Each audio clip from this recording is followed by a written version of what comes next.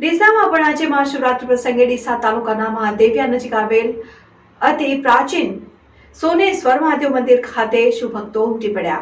મહાવદ તેરસ એટલે કે મહાશિવરાત્રી વર્ષમાં એકવાર આવતા તહેવાર ઉપર શિવભક્તો ભોલેનાથની ભક્તિમાં તલ્લીન થઈ જાય છે।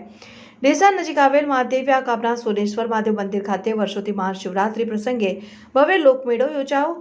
વર્ષોથી બનાસ નદીના તટ બિરાજમાન સોનેશ્વર મહાદેવના મંદિર ખાતે યોજાતા મેળામાં સમગ્ર બનાસકાંઠા જિલ્લામાંથી ભાવિક ભક્તો દર્શન કરવા આવે છે।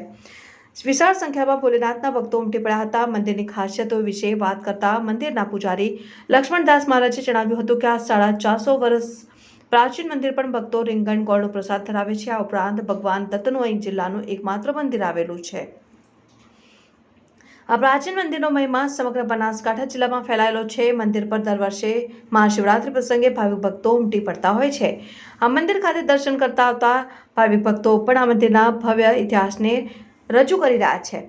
તો આ તરફ ડીસા શહેરની 8 કિલોમીટર દૂર આવેલ રસાણા ગામ નજીક નિર્માણ પામેલ શિવધામ ખાતે પણ તમામ જ્યોતિર્લિંગની પ્રતિકૃતિ તૈયાર કરવામાં આવી છે। તેના દર્શન કરવા માટે પણ ભાવિક ભક્તો ઉમટી પડે છે અને શિવરાત્રી પ્રસંગે ભાવિક ભક્તોએ ભગવાનના 12 જ્યોતિર્લિંગના એક સાથે દર્શન કરવાનો લાભ લીધો હતો।